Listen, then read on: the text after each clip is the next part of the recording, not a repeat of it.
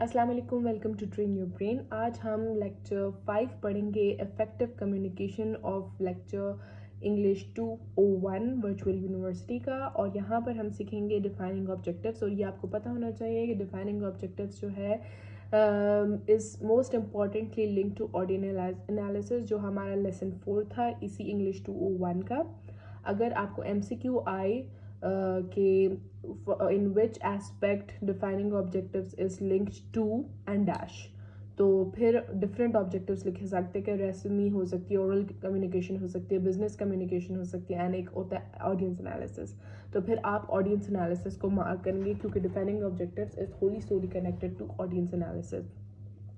असल में defining objectives होते क्या हैं? तो आपका डॉक्यूमेंट जो चीज़ परफॉर्म करता है अपने आप को सक्सेसफुल करवाने के लिए, वो आपके मेन ऑब्जेक्टिव्स होते हैं। इसीलिए आप बता सकते हो कि how you can define an objective. You can write it as like what your document needs to perform to get a successful is basically your main objective. ठीक है, ये स्ट्रांगली लिंक्ड होता है ऑडियंस एनालिसिस के साथ, ये हमने पढ़ लिया है।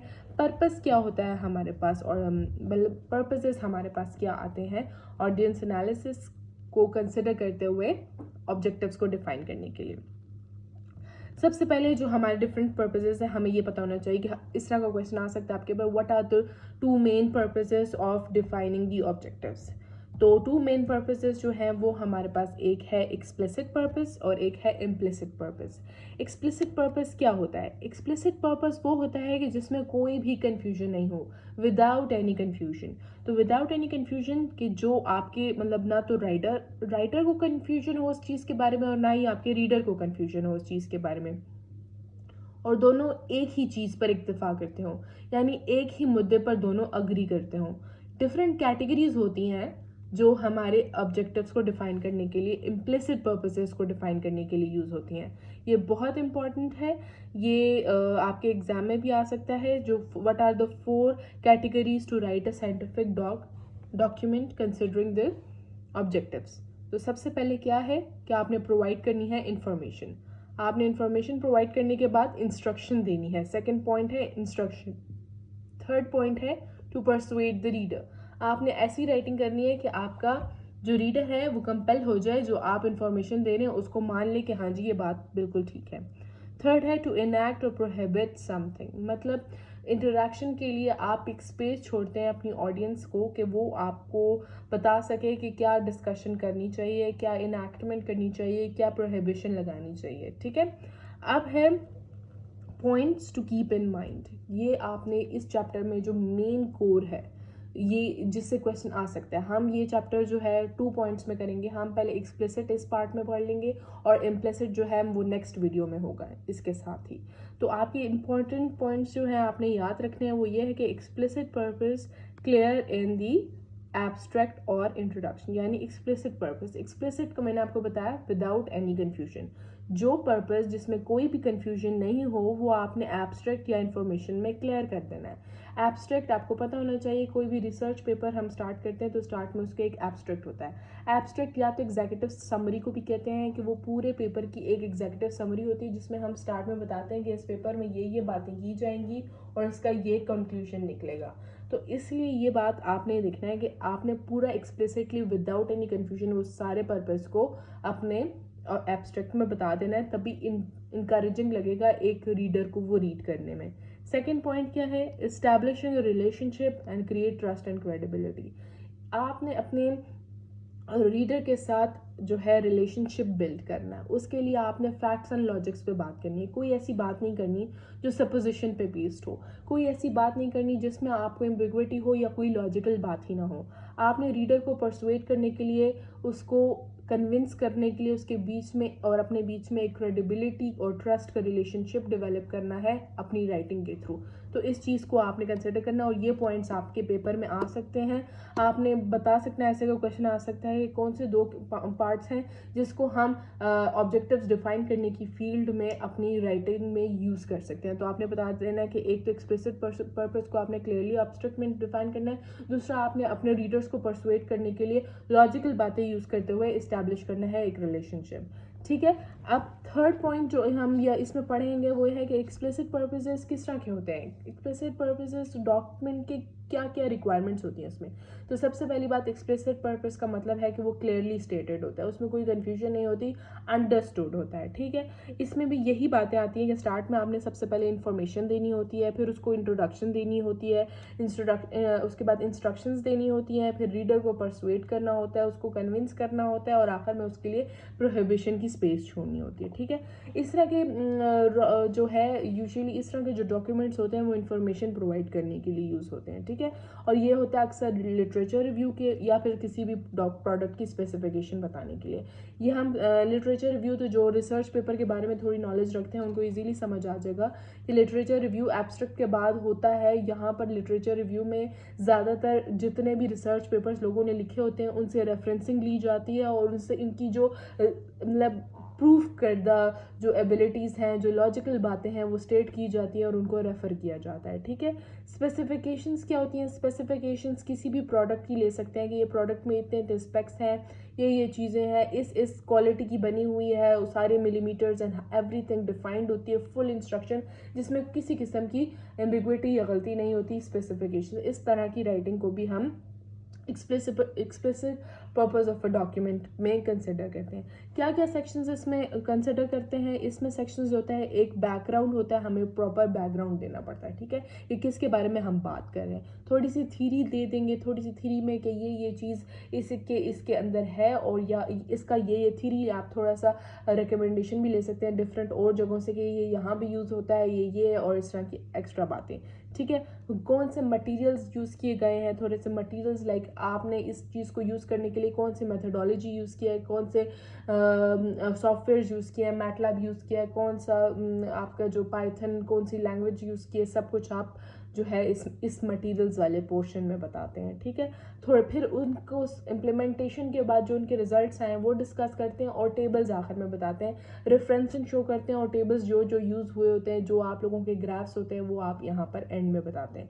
ये लॉजिकल बातें। इसकी एग्जाम्पल ये होती है ना, फॉर एग्जाम्पल हम अगर आपके पास पेपर में आ सकता है कि आपकी डॉक्यूमेंट्स लाइक एक्सप्लिसिट पर्पस की कौन सी एग्जाम्पल है। एक्सप्लिसिट पर्पस में जो सबसे पहले मतलब कौन सी ऐसी एग्जाम्पल है जो डिफाइन कर सकती है आपकी उन डॉक्यूमेंट्स को जो इन्फॉर्मेशन प्रोवाइड करते हैं। तो आपकी हैंडआउट्स में भी एक एग्जाम्पल गिवन है जिसमें है the document will discuss the reason behind the constructing a new trade centre in Islamabad. Behind मैंने क्यों फोकस किया है कि हम बताएंगे इसमें कौन कौन सी चीज़ें हैं जो रीजंस क्या रीजंस वजूहात पेश आई इसके पीछे कि हम कंस्ट्रक्ट करना चाह रहे हैं new trade centre in Islamabad. तो हम रीजंस थोड़ा सा पस मंज़र हम उसको बताते थे। ये हमारे पास उन डॉक्यूमेंट्स में आता है जो कि इंफॉर्मेशन प्रोवाइड करता है। सेकंड हमारे पास है वो डॉक्यूमेंट्स जो कि इंस्ट्रक्शन प्रोवाइड करते हैं। इस तरह के जो हैं वो प्रपोजल्स होते हैं, जैसे कि प्रोजेक्ट प्रपोजल्स, या हम प्रपोजिशन कर रहे हैं, जिस तरह की हम ये चीज़ बनाना चाहते हैं, इसमें ये एस्पेक्ट्स हैं, इसमें ये चीज़ें रिक्वायर्ड होंगी, हम प्रपोज कर रहे हैं, आगे ये एक्सेप्ट होता है नहीं होता ये क्रिटिक पे डिपेंड करता है। तो इस तरह के जो डॉक्यूमेंट्स होते हैं वो इंस्ट्रक्शन बेस्ड होते हैं। इसमें क्या क्या चीज़ इंपॉर्टेंटली रिक्वायर्ड होती है, थोड़े से प्रोसीजर्स होते हैं कि ये प्रोसीजर रिक्वायर होगा इसको अकम्प्लिश करने के लिए, और ये हमारा सारा work plan, usually work plan होता है एक प्रॉपर किसी चीज़ को प्रोजेक्ट को अकम्प्लिश करने के लिए एक वर्क प्लान बनाया जाता है। तो ये दो चीज़ें इसमें जो है रिक्वायर्ड है। इसकी एग्जांपल हम अगर पिछली वाली में ले लें कि न्यू ट्रेड सेंटर इस्लामाबाद बनने के पीछे जो रीजंस थे, बनाने की वजूहात थी, वो हमारे पास डिस्क्रिप्शन मतलब इंफॉर्मेशन वाले documents that are based on information. और अब इसकी एग्जांपल ये होगी कि the document outlines the procedure, जो प्रोसीजर है for constructing a new trade centre in Islamabad. तो इसमें हम प्रोसीजर यानी जो डॉक्यूमेंट जो इंस्ट्रक्शंस देते हैं उसमें हमने प्रोसीजर को डिफाइन करना है, ठीक है। अब हमारे पास नेक्स्ट है कि डॉक्यूमेंट्स दैट पर्सोनिफाइज और परसुएड्स द रीडर। वो डॉक्यूमेंट जो कि रीडर को परसुएट करता है यानी कंपेल करता है कि हाँ ये होना ही चाहिए। तो इस तरह के डॉक्यूमेंट टाइप्स जो होते हैं वो हमारे पास होते हैं प्रपोजल्स भी। लाइक प्रपोजल्स में भी हमारा एक बिट टच दिया जाता है जिसमें हमारे रीडर को परसुएट किया जाता है कि वो इस चीज़ पर अग्री कर जाए। Secondly recommendation reports, recommendation reports वो होती हैं जो डिफरेंट बिल्डर्स या डिफरेंट, अब क्योंकि बिल्डर्स की मैं बात इसलिए कर रही हूँ क्योंकि हम ट्रेड सेंटर इन इस्लामाबाद की बात करें, तो उसकी रिकमेंडेशन रिपोर्ट्स इस तरह की हो सकती हैं कि डिफरेंट ट्रेड सेंटर्स जो बने हैं ऑलरेडी सिटी में, उनकी जो अपकमिंग्स हैं, अपब्रिंगिंग की वजह से जो एम्प्लॉयमेंट्स आई हैं, जो रोज़गार मिले हैं लोगों को, जो स्पेस कवर हुआ है, जो फ़ायदा हुआ है, वो रिकमेंडेशन रिपोर्ट्स आपने कंसिडर करनी है। रिकमेंडेशन मींस उस चीज़ को रिकमेंड किया जाता है, ठीक है, तो उस तरह की रिपोर्ट्स आ जाती हैं इसमें। सेकेंडली, अब जॉब एप्लीकेशन लेटर, यानी जिस तरह के जॉब एप्लीकेशन लेटर्स होते हैं वो भी हमारे पास वो डॉक्यूमेंट टाइप्स होती हैं जो कि परसुएडिंग होती है। अब आप किसी जॉब एप्लीकेशन के लिए अप्लाई करते हैं तो आप ऐसी बातें लिखते हैं उसमें कि आपका एम्प्लॉय जो है या जो भी आपका रीडर है जो आपकी रेज्यूमे पढ़ रहा है या आपकी जॉब एप्लीकेशन पढ़ रहा है वो कन्विंस हो जाए कि इस बंदे को इंटरव्यू के लिए कॉल करना चाहिए। तो इस तरह के भी लेटर्स जो है आपकी उन डॉक्यूमेंट टाइप्स में आ सकते हैं जो परसुएड करने के लिए रीडर को यूज़ होते हैं। इस तरह का एग्जाम्पल आपको जो है MCQ में आ सकती है कि what type of job application is an example of what document type.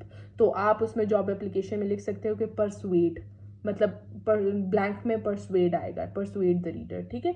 इस तरह जितनी कैटेगरीज में हमने पढ़ा है, इंस्ट्रक्शन, इंफॉर्मेशन, इस तरह के MCQs आपको डेवलप होकर आ सकते हैं। आपने सिंपली ये पॉइंट्स याद कर लेने कि proposals, recommendation report, job application letters और रेज्यूमेस परसुएशन में आती है, प्रपोजल्स इंस्ट्रक्शंस में आते हैं, और जैसे हमने पिछले पढ़ा कि एब्स्ट्रैक्ट में या लिटरेचर रिव्यू और जो हमारे पास डिफरेंट एग्जीक्यूटिव समरीज होती हैं वो हमारे पास इंफॉर्मेशन में आते हैं। अब लास्ट है हमारे पास जो इनैक्टमेंट के लिए यूज़ होते हैं, ठीक है, डॉक्यूमेंट्स जो कि इनैक्टमेंट के लिए यूज़ होते हैं, वो डॉक्यूमेंट टाइप जो होती है उसमें हमारे पास एक्सेप्टेंस लेटर्स होते हैं। एक्सेप्टेंस लेटर्स जिस तरह, अब एक्सेप्टेंस लेटर, यस एक्सेप्ट कर लिया हमने इस प्रोजेक्ट को, तो वो हमारे पास इनैक्टमेंट, यानी इनैक्टमेंट हमारी जो होती है यूजुअली हमारे रीडर की तरफ से होती है, जो राइटर को लिखी जाती है।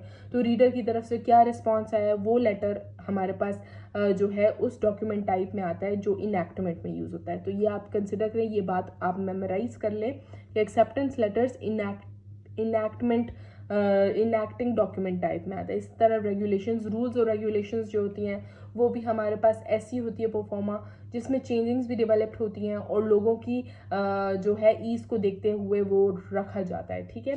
पैटर्न्स और जिस तरह के ऑथराइजेशन होती है किसी भी मेमोरेंडम्स की, किसी भी मेमोग्राम्स की, तो वो आप ऑथराइज करवाने के लिए उस तरह के लेटर्स को भी हम इनैक्टमेंट डॉक्यूमेंट टाइप में ले सकते हैं। इस तरह हमने पढ़ लिए 4 किस्म के डॉक्यूमेंट टाइप्स, एक इंस्ट्रक्शंस, एक इंफॉर्मेशन, एक परसुएशन और एक इनैक्टमेंट।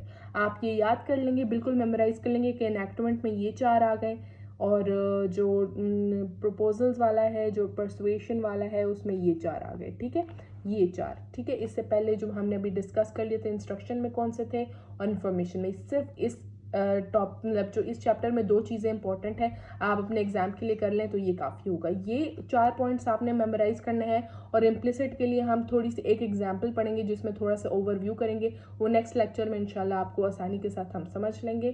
तब तक अल्लाह हाफिज़।